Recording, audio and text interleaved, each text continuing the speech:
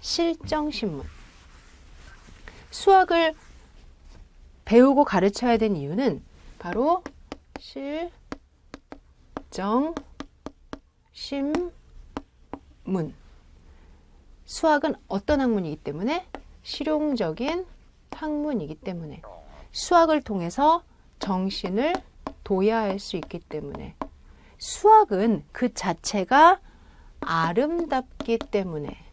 그리고 수학은 문화이기 때문에. 즉 오래전부터 결과론적으로 남겨진 문화이고, 따라서 우리는 배워서 미래의 후손에게 전달해 주어야 되는 것이기 때문에.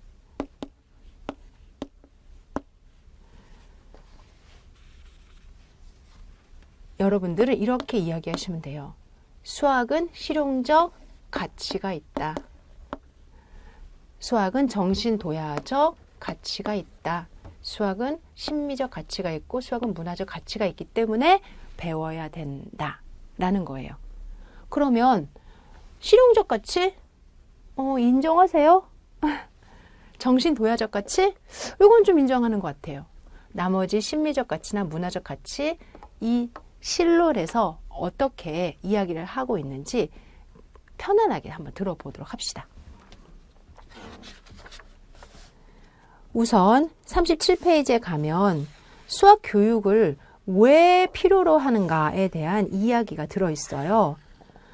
결론적으로는 맨 위에 두 번째 줄, 수학을 어떤 이유로 가르쳐야 하는가, 또는 학생들이 왜 수학을 알아야 하는가에 대해서 한마디로 수학을 왜 가르치고 배우는가 라는 걸로 질문을 받게 된다면, 여러분들은 수학을 가르치는 교사이기 때문에 여러 가지 대답을 할 수 있을 거다.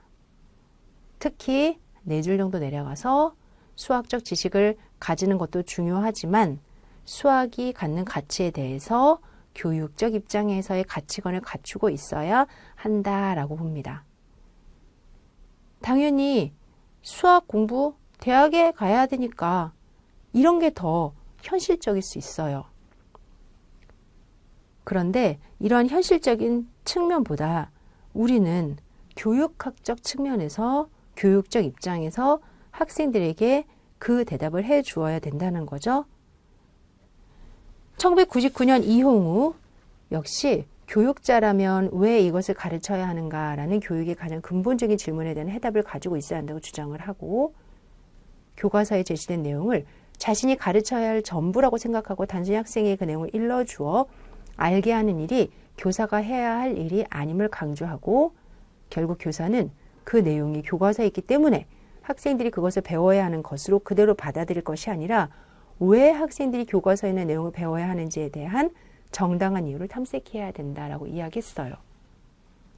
결과론적으로 그 답은 나왔어요. 실정신문. 4가지인 거죠. 다음 페이지에 가면 98년도 우종호 선생님은 이렇게 대답했다. 또 99년도 이용우 교수님도 이렇게 대답했다. 또한 National Council of Teachers of Mathematics, NCTM이라고 부릅니다. 미국 수학교사협의회인 NCTM에서도 이렇게 대답을 했다. 또한 우리나라의 교육과정에서도 이렇게 대답을 했다. 그러나, 그리고 많은 사람들이 다 이야기를 한다.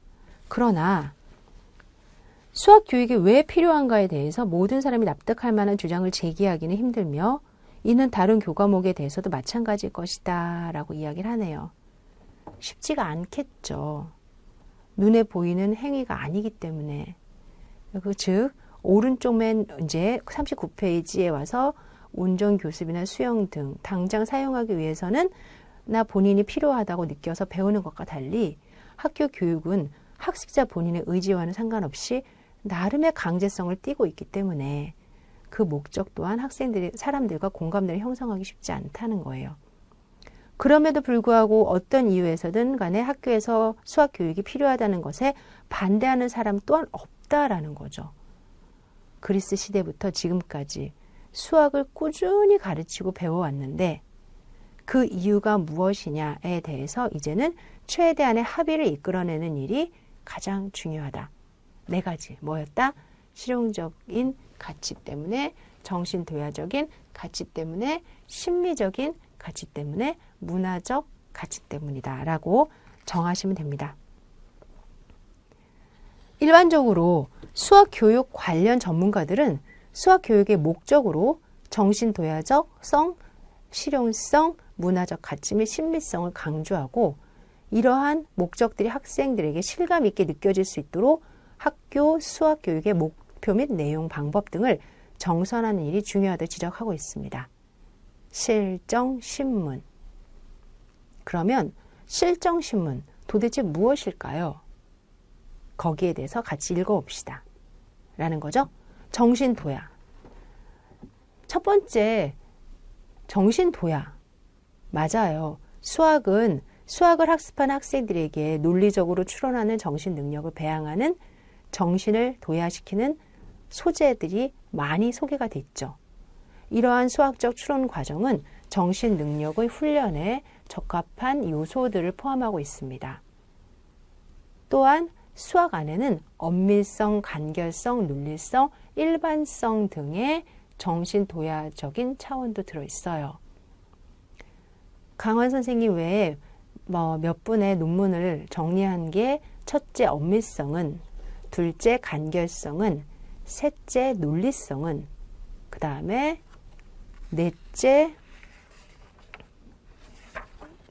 셋째까지 해서 간결성까지 들어있네요. 논리성까지 들어있네요. 넷째 바로 밑에 일반성은 이렇게 들어있습니다. 누군가 수학을 배우면 뭐에 좋아요? 라고 질문하면요. 앞에 39페이지 맨 아래에 있는 것처럼 수학을 학습하면요. 학생들이 논리적으로 추론하는 정신 능력을 배양할 수 있어요.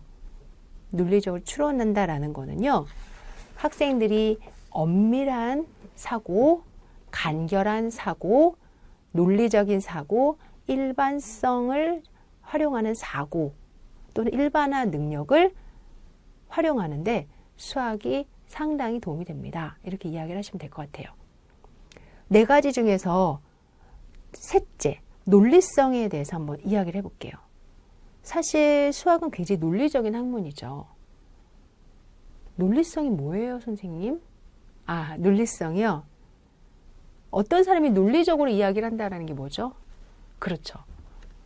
그냥 막 이야기를 하는 게 아니라 이런 근거를 가져서 이런 순서에 의해서 이렇게 결과가 났지. 이게 논리성이잖아요. 바로 학생들이 말을 하거나 자신의 주장을 할 때 근거를 이용해서 순서를 잘 정하여 상대에게 자신의 이야기를 전달한다. 이게 논리성이에요. 수학의 문제를 하나를 풀더라도 식을 세우고 식을 정리하고 그 안에 답을 내잖아요. 이런 행위들을 통해서 논리적인 사고를 꾸준히 신장하게 되는 겁니다. 일반성 또한 마찬가지죠. 이러한 네 가지는 강환 선생님의 이야기고요. 한편 페스탈로치는 수학을 머리의 질서, 진리 감각, 정신 체조를 하는 학문이다라고 이야기를 했대요. 저는 이 세 가지 페스탈로치의 글 중에 정신 체조를 가장 좋아하는데요. 즉, 여러분들도 아마 체조를 하는 거라고? 그럼요. 그런데 몸으로 하는 체조가 아니라 정신이 하는 체조라는 거죠. 구구단을 암기해서 구구단이 끝이 아니라 그걸 통해서 우리는 그 구구단을 활용하면서 또 다른 정신들을 자극하잖아요. 맨 아래 정신체조란 인간의 정신, 예를 들면 판단력이나 추론력의 연습을 의미합니다. 우리들의 신체가 근육의 체조에 의해서 건강하게 되는 것과 같이 인간의 정신이나 오성도 수나 도형 등에 의한 판단이나 추론에 의해 길러진다고 하죠. 페스탈로치는 인간의 정신이나 오성의 작용을 종합하여 사고력이라고 이름을 붙였는데 수나 도형을 공부하게 되면 이런 사고력의 신장이 가능하다라고 보는 거예요. 결론적으로 수학이 필요하다고 강조하는 사람들은 흔히 수학이 논리적 사고력을 길러준다라고 이야기를 하는데 이러한 논리적 사고력이라는 것이 수학만을 통해서 길러지는 것인지 아닌지 뭐 이유가 붙여 있죠. 하지만 결론적으로 수학을 통해서 수학적 사고력, 논리적 사고력이 길러진다라는 주장은 하셔도 된다는 뜻이죠.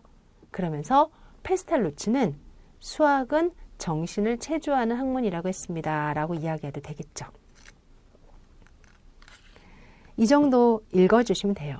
나머지는 아닐 수도 있잖아 라는 건데 여러분들이 아닐 수도 있잖아 라는 것 때문에 고민하실 필요는 없습니다. 다음 페이지로 넘어갈게요. 42페이지. 지금까지 언급한 바를 토대로 수학은 엄밀성, 논리성, 합리성 등의 고등 정신 능력을 많이 사용하고 있는 교과목이다 라고 해도 되고 또는 엄밀성, 논리성, 합리적인 고등 정신 능력을 신장시키는 데 도움이 되는 학문이다 라고 해도 된다라는 거죠. 또한 더 나아가 이러한 태도나 능력은 실제 문제 상황을 이끌고 해결해가는 과정에서 그 문제를 명확히 파악하여 합리적인 해결 결과를 가져올 수 있는 중요한 요소로 간주되기도 하니까 무엇인가 더 발전되는 상황을 위해서는 분명히 수학을 통해서 정신이 도야되어 있어야 될 것 같아요. 두 번째, 실용성. 우리는 흔히 수학의 실용성에 관해서 수학은 다른 과학의 기초가 되는 문명이 되고 문명이 발달하는 초석이 되기 때문에 공부해야 된다. 이렇게. 사실 그 부분에 대해서 아래쪽에 내려가면 별로 믿겨지지 않는데 수학이 뭐 일상생활에서 필요해? 우리가 뭐 미분을 공부해? 사실은 제곱근의 인수분해도 필요 없잖아. 이렇게 이야기를 많이 한다라고 돼 있어요. 오른쪽 페이지 맨 위에 43페이지 학교 수학의 실생활 적용 측면의 부재를 지적하는 사람들도 많다라고 돼 있죠. 만일 학교 수학이 일상생활에 제대로 쓰이지 않으면서 주어진 수학 문제를 풀고 못 풀고를 가려내어 선발하는 데만 쓰인다면 반교육적 기능을 수행하는 것이고 그런 반교육적 기능 수행에 대해서 많이 우리가 각성을 해야 되겠죠. 분명한 거는요. 지금 설명을 쭉 읽을 필요 없습니다. 왜? 수학이 없이는 세상이 돌아가지 않아요. 참고로 제가 아이가 둘인데 아이들을 데리고 이제 병원에 가잖아요. 그럼 선생님이 이 아이는 몸무게가 좀 많이 나갑니다. 이 아이는 나이보다 키가 큰데요? 그래요. 무슨 근거로? 그 근거가 뭘까요? 그렇죠. 표준을 잡아서 학생들, 아이들, 그 나이대 아이들의 평균적인 키와 몸무게를 정리해놔요. 그리고 나이에 대한 키와 몸무게에 대한 뭐를 세워놨을까요? 함수를 세워놨죠. 그 함수를 식으로 세워놔도 되지만 많은 사람들이 보기 편하게 이렇게 그래프로 그려놨어요. 그리고는 지금 나이가 10살인 아이가 있는데 그때 표준적으로 이때인데 표준을 벗어나서 부족한 아이의 또는 과체중인 아이의 이 범주까지 다 만들어 놨어요. 그리고 우리 아이를 보니까 여기쯤인 거죠? 그러면 표준보다는 많이 과했죠? 이럴 때 선생님이 얘는 좀 몸무게가 많이 나갑니다. 이렇게 얘기를 한다는 거죠. 단순히 몸무게와 키? 이러한 결과를 끌어내기 위해서 수학에서 통계, 함수, 그래프, 또 이 시점에서의 최대 최소, 그리고 각각에서의 아이들의 변화 과정을 좀 더 자세하게 보려면 미분이 필요하겠죠. 잘 커왔는지 확인하려면 적분이 필요하겠죠. 연산은 기본이죠. 몸무게 키뿐 아니라 경제가 돌아가는 거, 과학에서 원자, 분자의 원심력, 또는 구심력, 또는 축이 지나가고 지진에 의해서 피해가 나타나고 이런 모든 것들을 단순히 지질학자와 과학자와 의사가 하는 게 아니라 수학적으로 데이터 분석이 된 걸 가지고 판단도 하고 예측도 하고 과거로 돌아보기도 하는 거예요.